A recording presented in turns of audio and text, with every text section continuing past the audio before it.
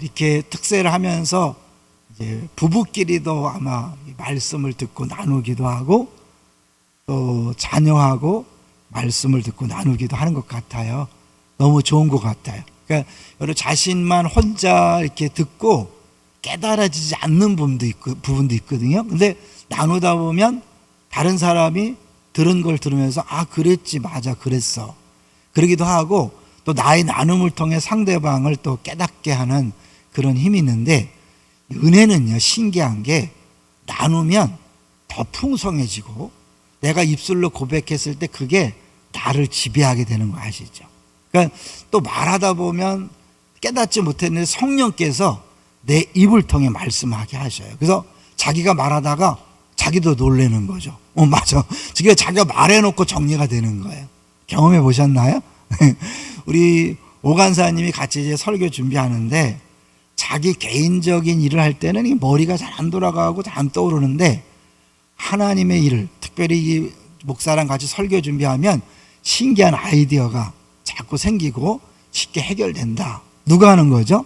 성령께서 하시는 거예요. 그러니까 우리가 계속 3주 동안 하는 이야기의 핵심은 내가 아니라 주님이 하신다. 내가 아니라 성령이 하신다. 그거를 이제 경험해 가는 거거든요. 깨달아 가고.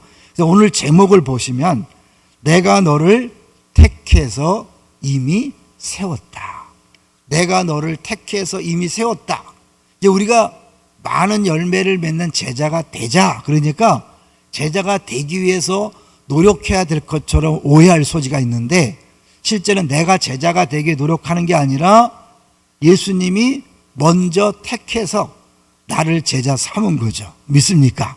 그러니까 되자 그랬을 때 안 된 걸 되게 하는 게 아니라 이미 된 제자로서 제자다운 그 풍성함을 누리며 살자. 이게 핵심인 거예요. 그런 의미에서 하나 영상을 잠깐 보도록 하겠습니다. 이것도 우리 오간사님이 아주 잘 준비해 준 거예요. 제가 책 내용을 줬는데 한번 보시죠.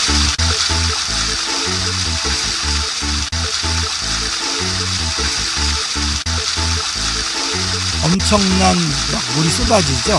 그러니까 펌프질을 막 열심히 하는 노인을 보고 가까이 갔더니 사람이 아니라 기계였다는 거죠. 그런데 자세히 보니까 사람이 이렇게 펌프질을 하는 게 아니라 물이 그 사람을 펌프질 하도록 하는 내용인 거죠.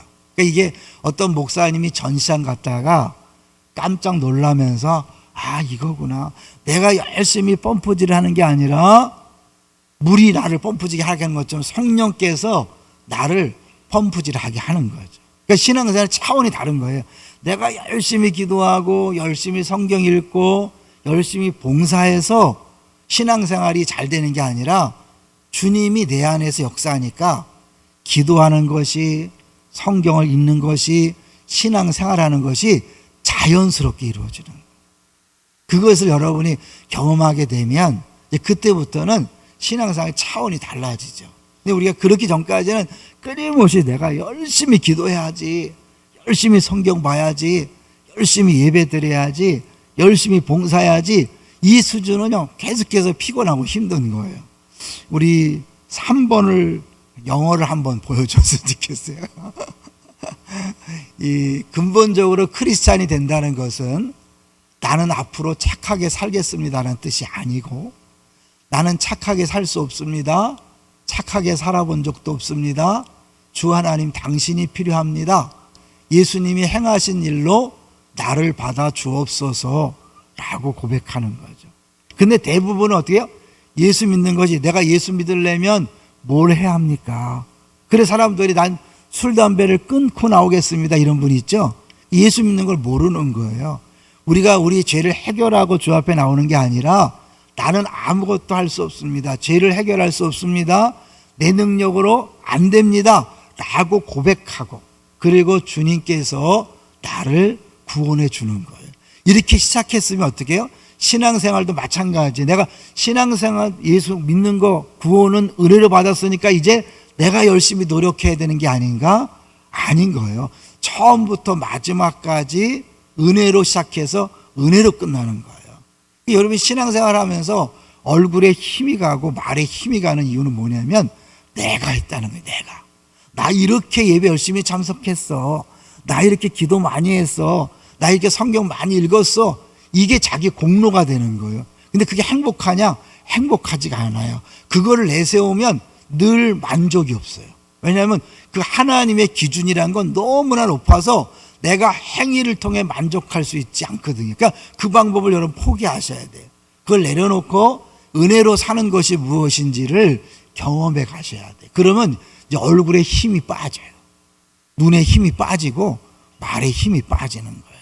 네? 왜냐하면 내가 했다고 생각해보면 어떻게 딴 사람한테 왜 그것도 못하냐, 그것도 안 되냐. 근데 그렇게 말하는 사람이 자기가 잘하는 건 있지만 이쪽에 안 하는 게 너무나 많아. 못하는 게 너무나 많아. 그러니까 이게 늘 마음에 걸리니까 어떻게 해요? 내가 세게 얘기하고 자기 잘한 걸 이야기하면서 자기 의를 증명해 보고 싶은 거예요. 왜요? 그래 안 죽으니까. 그래 심판이 없다고 생각하니까. 바리새인과 서기관이 그렇게 의를 내세운 게 뭐냐면 자기가 그렇게 하지 않으면 잘리는 거예요. 서기관에서 바리새인에서 제사장에서 잘리기 때문에 두려운 거예요. 그래서 사실은 그렇게 자기 의를 내세우려고 기도하는 척하고 착한 척하고 하는 거예요. 그게 우리 신앙생활에도 나타나거든요. 여러분이 알게 모르게 내가 열심히 기도했어요. 열심히 성경 읽었어요. 이게 뭐냐면 두려움이. 어제 얘기했던 것처럼 생존 본능이 내가 그렇게 해야만 의로운 사람이라고 스스로 느끼고 그래야 불안이 사라진다고 생각하거든요. 불안이 사라지나요? 안 사라져요. 왜냐하면 그 기준으로 살면 끊임없이 우리 안에는 뭐예요? 더 높은 기준을 원하시는 하나님 앞에서 두려울 수밖에 없어요. 그래서요 4번을 한번 보여주세요. 4번을 보여주시면 율법주의자는 법을 지킴으로써 영적 성정을 이루려고 하는데 이것은 구원받지 못한 사람들이 하는 일이에요. 기독교 외에 다른 종교에서 하는 일이에요. 올바른 행위로 그리스도인이 되려는 사람은 모두 율법주의자다. 그러니까 의외로 교회에요 율법주의자가 많아요. 특히 열심히 신앙생활하는 사람들이 대부분이 율법주의자예요. 그리고 어때요? 신앙생활 오래 할수록 이렇게 처진다 그랬죠. 이것들이 이렇게 한다. 늘 그 김영희 선교사님이 하는 말 있잖아요. 저 사람을 딱 보면 3년 신앙생활 했구나, 5년짜리구나, 7년짜리구나. 입꼬리가 더 올라가야 되는데 입꼬리 내려와. 이것들이 도대체 뭐 하는 거예요? 다시 보여주세요. 들 끝났어요? 네, 그리스도에 된 사람이 율법적에 사는 것을 가능한 일인가? 물론 가능하다. 자신의 행위로 하나님의 축복을 얻으려 하거나 영적으로 성장하려고 하는 것. 내가 열심히 기도하고 성경 읽어서 성장하려고 하는 것은 율법에 기초한 삶이다. 그렇다고 왜? 성경 읽지 말라는 건가? 기도하지 말라는 건가? 아니라 성경을 읽고 기도하는 것이 내가 막 억지로 하는 게 아니라 내 안에 성령께서 하고 싶은 마음을 주고 자연스럽게 이루어지는 거예요. 많은 그리스도인들이 이런 삶을 살고 있다. 살아가면서 절대 실수를 하지 않으려고 하는 것은 율법적인 삶의 양식이다. 그리고 이런 사람은 뭐냐면 누가 나를 지적하면 견디질 못해. 자기 틀렸다는 것을 인정 못해요. 유머가 잘 안 되죠. 사실은 여러분이 정말 자유한 사람은 누가 나를 놀려도 그것에 웃을 수 있어야 돼요. 근데 절대로 농담이 안 되고 유머가 안 통하는 경우도 있어요. 왜냐하면 늘 경직돼 있거든요. 내가 똑바로 해야 돼, 올바로 해야 돼, 실수 안 해. 그런 사람은 어떻게 해요? 실수 안 하는 사람 없잖아요. 근데 그런 사람은 아내를 막 쫙, 남편을 막 쫙, 자녀와 부모를, 이웃들을 힘들게 할 수 있어요. 내가 부족하다, 나 안 된다, 나 죄인이다라고 인정하고 은혜 없이는 살 수 없다. 말로만 그러지 말고 은혜 없이 살다는 건 뭐냐면 내가 죄인임을 인정하는 것이고, 그럼 어때요? 다른 사람도 죄인인 거를 받아줄 수 있어야 돼요. 용서가 되고 용납이 되고. 그런 사람이 가정에 있으면 어때요? 가정이 천국이 되는 거죠. 공동체에 있으면 그 공동체 천국이 되는 거예요. 근데 100% 완벽하지 않으면서 자기가 잘하는 몇 개를 가지고 막 정죄하고 판단하거든요. 이게 그 뿌리가 뭐냐? 뿌리는 역시 두려움에서 오는, 내가 심판받을까봐 죽을까봐 오는 두려움에서 그렇게 강조하는 거예요. 여러분 거기서 벗어날 때 자유함이 있다는 거예요. 5번을 보여주세요. 5번. 하나님은 분명히 우리가 의롭다고 하셨어요. 의롭다는 게 뭐예요? 괜찮다는 거예요. 법적으로 넌 이제 자유야. 심판 대상에서 벗어나서, 그러니까 죽음의 공포에서 벗어나는 거예요. 심판의 공포에서 벗어나는 거예요. 이 자유를 아셔야 돼. 그러면 이제 사람들을 대하고 말하고 행동하는 데 있어서 경직되지 않은 거죠. 믿음으로 그것을 소유하라. 우리 주님의 의를 내 것으로 취해라.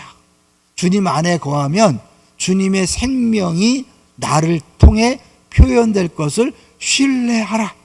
여러분, 내가 이게 막 그게 뭐죠? 이럴 때 일단 믿는 거예요. 왜? 성경이 말씀했으니까. 그리고 주님 이렇게 말씀했는데 이 삶이 내 삶에 이루어지도록 역사해 주세요라고 기도하는 거예요. 하나님이 말씀하신 것을 믿는다고 고백하고 예수님의 생명을 내 것으로 취하라. 자신의 느낌에 의지하지 말고 예수님이 나를 통하여 살 수 있도록 은혜의 발걸음을 내디더라. 그러니까 자꾸 내가 하고 싶거든요. 내가 하려고 할 때 딱 멈추는 거예요. 딱 어제 얘기했죠? 누구세요? 모르는 사람이 왜 이러세요? 나한테 이러지 마세요. 이렇게 얘기하는 거예요. 아시겠죠? 그리고 막 뭐라고 하면 됐거든요. 상관 없거든요. 이렇게 하셔야 돼요. 끊임없는 이 싸움을 하는 거예요. 막 남편하고 싸우고 아내하고 싸우는 게 아니라 내 안에 그 생존 본능의 욕구에 일어나는 옛사람이 끊임없이 새벽부터 우리한테 이야기하거든요. 자꾸 생각나게 하고 끊임 올라온단 말이에요. 그래서요, 이제 우리 2번을 먼저 볼 거예요. 2번을 보여주세요. 이걸 C.S. 루이스가 순전한 기독교에서 한 내용인데요. 요거는 한번 읽어주세요. 대개의 경우 예상치 못하는 곳에서 그리스도인의 삶에 방해하는 진짜 문제에 부딪히는 것입니다. 그것은 매일 아침 눈을 뜨는 바로 그 순간 찾아옵니다. 그 순간 그날의 모든 소원과 희망이 맹수처럼 달려들지요. 따라서 매일 아침 가장 먼저 해야 할 일은 그것들을 모조리 밀어내는 것입니다. 다른 음성에 귀를 기울이고 다른 관점을 받아들이며 좀 더 크고 강하고 고요한 생명이 흘러 들어오게 하는 것입니다.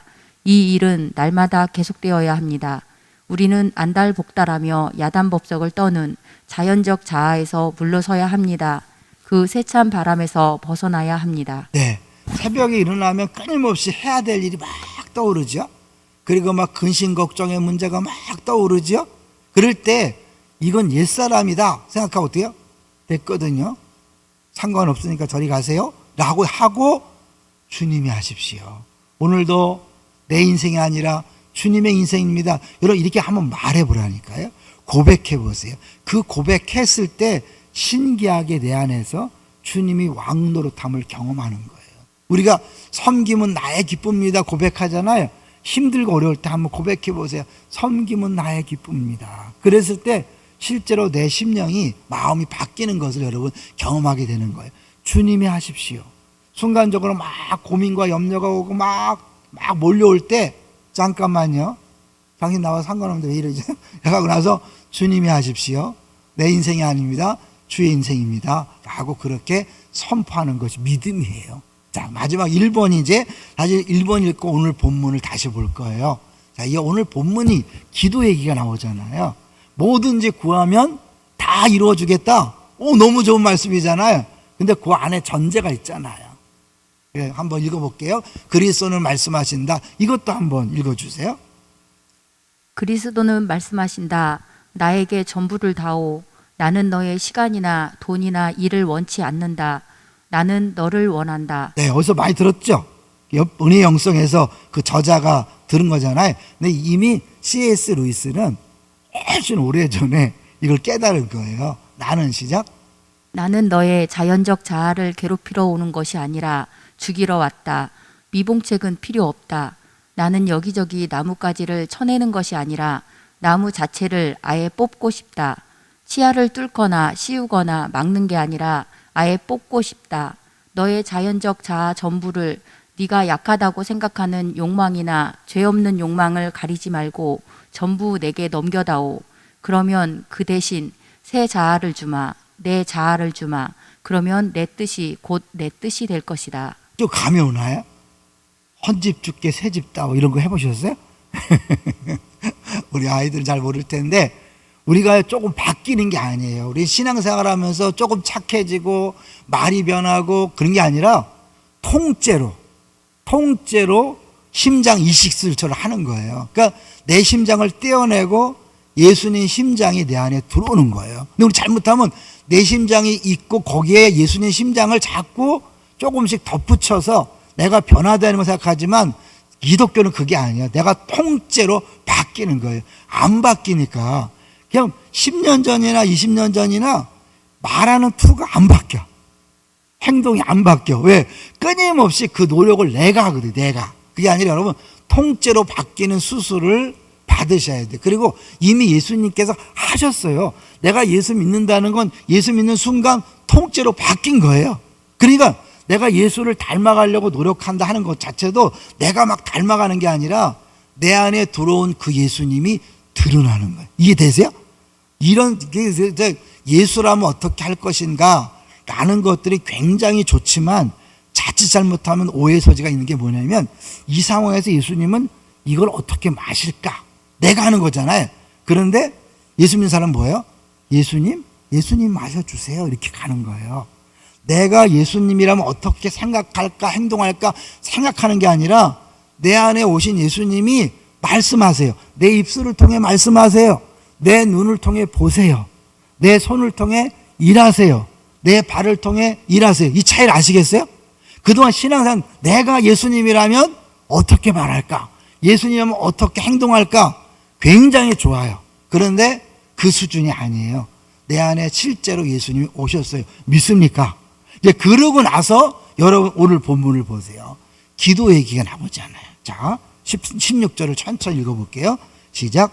너희가 나를 택한 것이 아니요 내가 너희를 택하여 세웠나니. 이미 뭐예요? 세웠어요. 세울 것이다가 아니에요. 세웠다니까요. 그래서 어떻게 해요? 이는 너희로 가서 열매를 맺게 하고 또 너희 열매가 항상 있게 하여. 열매를 맺은 다음에 내가 열매를 맺었으니까 나 제자 삼아 주실래요? 내가 열매를 맺었으니까 나를 가지로 삼아 주실래요? 맞아요, 틀려요? 아니잖아요. 우린 그동안 신앙생활을 내가 열심히 노력해서 열매를 맺은 다음에 예수님에게 인정받고 하나님 앞에 복 받는다고 생각하는 것이 율법주의예요. 아니에요. 예수님 먼저 나를 가지로 삼아줬기 때문에 그냥 그 상태가 뭐예요? 이미 생명이 흘러오는 상태인 거예요. 가지가 됐다는 건 뭐냐면 내가 열매 못 맺는 나무에서, 죽은 나무에서 산 나무로 바뀐 거예요. 믿습니까? 이미 거기서 시작하는 거예요. 대작을 해서 되려고 노력하는 게 아니라 이미 됐고 이제 어때요?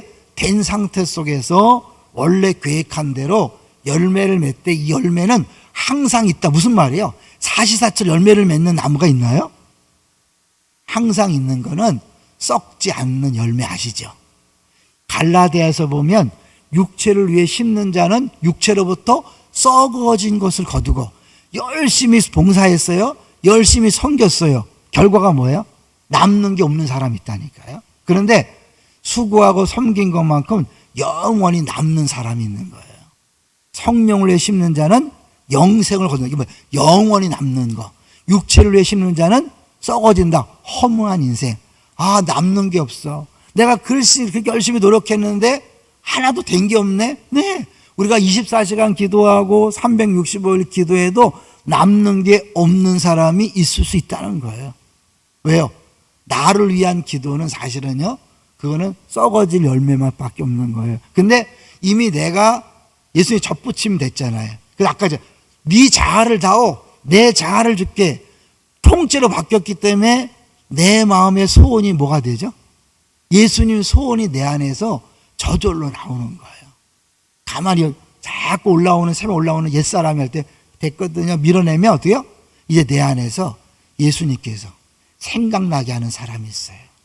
아, 내가 이 사람을 위해서 기도해야 되는데, 아, 이 사람한테 전화를 한번 해야 되는데, 이 사람한테 문자를 줘야 되는데, 누가 하시는 거예요? 성령께서 내 안을 통해서, 내 안에서 역사. 그럴 때 순종하는 거예요. 그런데 오늘 내가 막 뭐하고 스케줄을 막 짜는 게 아니라 주님께서 가만히 기도하는 중에 내 마음속에 떠오르는 사람, 성령의 하나 음성 듣기 양육되었죠? 그러고 하는 사람, 또 주님께서 이게 없을 땐 그 뭐 하죠? 가만히 있어야 되나요? 그럴 땐 어떻게 해요? 내 원래 스케줄대로 가는 거예요. 이렇게 꼬리 물기 열심히 공유하시고 12시 되면 딱 들어와서 1, 2, 3, 4 하시고 또 유튜브 방송하면 또 들으시고 그리고 또 성경 내가 개인적으로 읽으시고 그러다가 주님이 계속해서 말씀하시고 소원 주는 게 있단 말이에요. 그걸 붙잡고 기도하는 거죠. 누가 생각났어요? 그럼 하나님 지금 누가 굉장히 아픈데 주님 치유해 주십시오. 하나님 내가 또 갑자기 생각났는데 직접 가보지 못하지만 주님이 붙들어 주십시오. 이런 신앙생활 한번 해보셨어요? 이런 사람은 뭐 된다고 안 된다고 두려울 게 없어요. 근데 내가 막 중심인 사람은 어떻게 해요? 하나님 이 물을 채워 주시옵소서, 이 꽃을 피게 해 주시옵소서, 우리 아들이 이렇게 해 주시옵소서, 남편이 이렇게 해 주시옵소서 하면서 어떻게 해요? 안 되면 어떡하지? 응답 안 되면 어떡하지? 이건 기도가 아닌 거거든. 여기서 말하는 무엇을 구하든지 이게 뭐야? 무엇을 구하든지 결국 열매가 우리 삶 속에 나타나고 풍성이 맺되 항상 있는 열매가 맺도록 하나님께서 우리 마음속에 기도 제목을 주신다니까요. 그 마음의 소원을 준다니까요. 그것을 가지고 할 때 여러분 어떻게 해요? 내가 한마디 했는데 상대방이 집사님 그 한마디에요 내 문제가 해결됐어요. 경험해 봤어요? 그냥 나는 툭 던졌어. 근데 그 말을 듣고 와 내가 집사님 말 들으니까 문제가 답이 나왔어요. 이게 성령이 하시는 거예요. 그냥 갑자기 붕어빵 요새 장 별로 없어. 붕어빵 먹다가 목사님이 먹고 싶어 하나? 그러니까 제 얘기 계속 이상해요. 근데 이거 할 때 누가 생각나. 갖다 주잖아요. 붕어빵 하나가 1,000원짜리지만 1,000원이 아니라 따를 때 100만 원 이상 되는 효과를 나타내는 거예요. 왜? 성령이 하시니까. 그 사람이 붕어빵 하나에 자살을 결심했다가 그래 맞아 사랑받는 거지 살아나야지 이러고 붕어빵 하나에 살아나는 이게 열매잖아요. 그러니까 하나님께서 하실 때 하나님 크게 일이 나타나는 거 이걸 경험할 때 내가 쓸데없이 고민하고 염려하고 스트레스 받으면서 막 해를 쓰고 막 심지어 막 기도도 해보고 그 막 섬겼지만 아무것도 안 남는 썩어진 걸 거두는 인생이 있는가 하면 작은 것처럼 보이는데 성령께서 내 안에 감동해서 그 성령께서 시키는 일을 했을 때 나타나는 살아나는 역사, 세워지는 역사, 치유되는 역사 이미 우리 교회 성도들은 많이 경험하고 있어요. 양육받고 하나님 음성 듣기를 배웠기 때문에 그렇게 많이 하고 있잖아요. 이미 하고 있죠. 근데 그게 한두 번이 아니라 내 삶 전체 24시간 365일 나타나는 삶 이게 우리에게 주어진 약속이고 이미 주어진 복인 줄로 믿습니다. 여러분 놓치지 마세요. 이것들을 하나씩 경험하게 하기 위해서 이 특세 때 계속해서 여러분에게 또 얘기하고 또 얘기할 거예요. 다시 한번 읽고 우리 마치죠. 우리 16절 다시 16절 읽고 마칩니다. 시작. 너희가 나를 택한 것이 아니요 내가 너희를 택하여 세웠나니 이는 너희로 가서 열매를 맺게 하고 또 너희 열매가 항상 있게 하여 내 이름으로 아버지께 무엇을 구하든지 다 받게 하려 함이라. 아멘. 다 받으면 기쁠까요? 슬플까요? 기쁘죠. 그리고 내가 이름은 너의 기쁨이 충만하게 하려 함이라. 예수 믿는 건 기쁨이 충만한 삶입니다. 언제요? 성령께서 우리 안에 역사할 때 기쁨이 충만할 수 있습니다. 할렐루야.